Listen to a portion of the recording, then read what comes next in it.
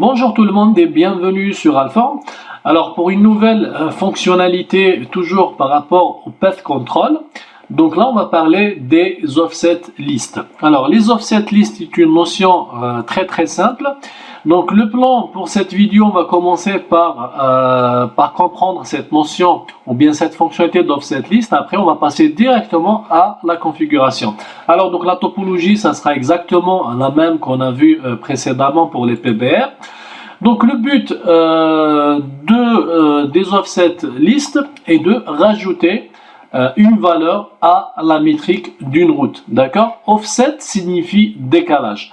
Donc exemple, si on revient par exemple ici, donc là on a le protocole RIP qui est configuré entre les routeurs. Donc on a le protocole RIP qui est activé entre ces trois routeurs, le R7, le R8 et le R9. Alors maintenant le R7 par exemple, pour aller à ce réseau, il doit choisir quel chemin. Donc comme c'est le RIP qui est configuré, et le RIP il se base sur quoi pour choisir le meilleur chemin. Donc la métrique du protocole RIP, c'est le nombre de sauts qui ne doit pas dépasser les 15 sauts. D'accord? Alors à partir de R7 vers ce réseau, donc on a deux chemins possibles. On a ce premier chemin et on a ce deuxième chemin. Donc le RIP il va automatiquement choisir ce chemin parce que on a juste un seul saut, on a juste le routeur R9. Par contre, en passant par ce chemin, on doit faire le premier saut et le deuxième saut pour arriver à ce réseau. Alors maintenant, supposons que au niveau de cette liaison, on a une très faible bande passante. Par exemple, on a 64 kg. On a 64 kg ici pour cette bande passante. Tandis qu'en passant par ce chemin, on a par exemple 2 mégas ici et on a 2 mégas pour ce segment entre le routeur R8 et R9. Donc là on peut dire que c'est plus intéressant de passer par ce chemin que de passer par ce chemin. Donc là on peut par exemple, première solution, on va dire on va configurer le protocole, on va enlever le protocole RIP, on va configurer le protocole OSPF. Sauf que là c'est pour 3 routeurs, c'est très simple. Maintenant imaginez que vous avez une vingtaine de routeurs en plein milieu de production, d'accord, du trafic qui passe. On n'a pas le droit d'arrêter le réseau tout de suite pour redéployer toute une solution, de reconfigurer un protocole OSPF au lieu du protocole RIP. Donc si je vous demande de garder le protocole RIP et forcer le routeur R7 à prendre ce chemin et non pas ce chemin. Donc là, on peut utiliser cet outil offset list, d'accord? Donc le but ici, c'est quoi? C'est toujours contrôler le routage, changer le comportement des protocoles de routage. Sauf que là, on va utiliser un deuxième outil qui s'appelle les offset list. Donc intelligemment, nous, ce qu'on va faire, on va changer les métriques. Donc là, on va jouer sur les métriques des deux chemins, d'accord? Donc par exemple, pour ce chemin, moi je sais bien que en passant par ce chemin, la métrique elle est à 2. Je dois passer par 2 routeurs. Donc ici la métrique c'est 1. Je vais passer juste par un seul routeur. Donc qu'est-ce que je vais faire? Je vais rajouter la métrique en passant par ce chemin. Je vais la mettre à 4 par exemple, ou bien à 3. D'accord? Si je vais la mettre à 3, ça veut dire quoi? Sachant que la métrique ici en passant par ce chemin c'est 2. C'est 2 routeurs. Et là par défaut c'est 1. Moi je viens de rajouter la métrique à 3. Donc automatiquement le routeur R7 il va préférer ce chemin et non pas ce chemin, d'accord? Donc c'est ça en gros le fonctionnement des offset lists. Donc le but c'est de rajouter un offset list à la métrique d'une route. Offset signifie décalage. Alors maintenant côté configuration, donc si nous changeons le nombre de sauts par 3, donc R7 préférera passer par le routeur R8, donc on vient de le voir, d'accord? Donc nous, qu'est-ce qu'on va faire? Donc côté configuration, on va créer une access list. Donc l'access list 1 permet pour classifier le trafic. Donc par exemple, là je vais dire que pour aller à ce réseau 172.16.17.10.0 qui est ce réseau, donc je vais rentrer au mode configuration du protocole RIP et je vais dire offset list 1 1 c'est quoi? C'est l'access list qui classifie ce réseau. In 2. Alors le premier 1 c'est clair, c'est l'access list. Donc là on va voir les détails de cette commande. Le in, donc ça permet de choisir si l'offset list, si l'offset est appliqué sur les routes reçues ou bien annoncées. Donc là c'est par rapport aux routes qui sont reçues. Donc là on est au niveau du routeur R7 et cette route elle est annoncée pour le routeur 7 et non pas le R7 qui l'a annoncé aux autres. Donc ça va être quoi? Ça va être un in. Et le 2 c'est quoi? C'est l'offset à appliquer. Alors ça c'est quoi? C'est l'interface serial 02, c'est l'interface de sortie, d'accord, où on veut appliquer cette offset list. Alors maintenant si on va vérifier au niveau de la table de routage, donc qu'est-ce qu'on va trouver? Alors donc là on est au niveau du routeur R7. Donc R7 maintenant a choisi R8 comme next hop pour le réseau 172.17.10.0. Donc ça c'est l'adresse IP du routeur R8 et ça c'est quoi? C'est le nombre de sauts. Donc là je passe par les deux routeurs. Par contre en appliquant cette commande, donc qu'est-ce qui va se passer? Il va la rajouter à la métrique qui était avant. D'accord? Donc, si je reviens ici à l'exemple, donc maintenant on a une métrique toujours à 2 ici, mais le fait de mettre le 2 ici, ça veut dire que la métrique ici, elle devient 3. D'accord? On a augmenté la métrique pour ce chemin. D'accord? Alors, donc là on le voit ici au niveau de la table de routage. Maintenant, ce qu'il faut savoir aussi, c'est qu'on peut l'activer, on vient de voir l'exemple pour le protocole RIP, mais on peut l'activer aussi pour le protocole UJRP, sauf qu'il y a une chose très très importante. Donc si je vais mettre la commande par exemple offset list in, donc point d'interrogation, là il me demande de donner une valeur. Alors pour le protocole UJRP, ça ne va pas être des 1 ou bien 2 ou bien 3 ou bien 4, ça va être des valeurs.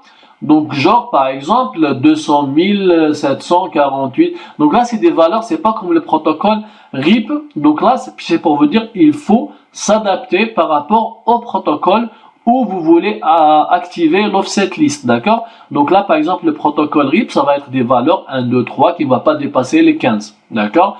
Pourquoi? Parce que c'est les valeurs qu'on trouve dans la métrique du protocole RIP. Par contre, pour le protocole UJRP, si vous l'avez remarqué, donc c'est pas des valeurs 1, 2, 3 des entiers qui sont inférieurs à 15, mais plutôt des valeurs qui sont plus élevées. D'accord? Donc là, c'est pour, par exemple, donc là c'est pareil, je vais donner une valeur et ça va être la métrique pour le réseau qui est classifié avec cette access list. D'accord? Et pareil, donc on peut l'appliquer pour les autres protocoles de routage. Donc il faut savoir juste utiliser cet outil. D'accord? Il faut connaître la métrique du protocole de routage où on veut appliquer cette offset list. Maintenant, ce qu'on va faire, donc on passe directement en lab et on va essayer d'appliquer donc la même configuration qu'on a vu ici. Donc on va essayer de l'appliquer au niveau du routeur R7. Alors, donc on va commencer par définir une access list qui va classifier ce trafic, donc ce sous-réseau, avec la commande donc access list 1 permit. Donc on va classifier le réseau 172.17.10.0 avec le wildcard mask 3 x 0 255. Donc là pour le moment on a classifié juste ce réseau pour lequel on veut forcer le routeur R7 à passer par le routeur R8. Alors, maintenant, si on fait juste rapidement un show IP route pour voir la table de routage. Donc là, c'est évident, le routeur R7, pour aller au réseau 172.17, qui est ce réseau, donc il va choisir de passer par le routeur R9. Donc ça, c'est l'adresse IP du routeur R9. Pourquoi? Parce que la métrique, elle est de 1 en passant par le R9. Par contre, en passant par le routeur R8, la métrique elle est de 2. Alors maintenant, on va rentrer en mode configuration au niveau du protocole RIP et on va activer l'offset list. Alors, offset list 1, donc 1 c'est le numéro de l'access list, in parce que c'est un réseau qu'on va recevoir et non pas un réseau qu'on va annoncer. Et donc là, on va l'activer au niveau de l'interface serial. Donc juste qu'il faut donner une valeur de l'offset list. Donc là, on peut donner de 0 jusqu'à 16, comme il s'agit du protocole RIP. Donc si vous allez sur un protocole UJRP, vous allez voir qu'il va vous proposer d'autres valeurs. Alors, donc là, je vais mettre 3 par exemple. Et ensuite, je dois spécifier l'interface où je veux appliquer cette offset list. D'accord? Donc là, je veux l'appliquer ici au niveau de cette interface 1/1 qui va vers le routeur R9, de telle sorte à ce qu'il va rajouter la valeur 3 pour la métrique qui existe déjà. Donc la métrique, elle est déjà de 1. Donc là, je vais la décaler de 3. Alors, serial 1.1. Maintenant, si je vais faire un show IP route, alors, donc là, je vois qu'il passe toujours par le routeur R9. Pourquoi? Donc le RIP n'a pas été mis à jour tout de suite. Nous, on sait bien que dans le protocole RIP, les tables de routage sont envoyées chaque 30 secondes. D'accord? Ça veut dire que c'est pas instantané. C'est pas comme le protocole OSPF ou bien le protocole UJRP où à chaque fois qu'il y a un changement, donc il y a une mise à jour déclenchée qui va être envoyée pour les voisins. Donc là, on voit, voilà. Donc là, on voit qu'il y a eu un changement au niveau de la table de routage après les 30 secondes. Donc là, on voit bien que le R7 a changé sa route. Ça veut dire que pour aller à ce réseau, il va plus passer par le routeur R9, même si la métrique elle est de 1, plutôt il va passer par le routeur R8. D'accord?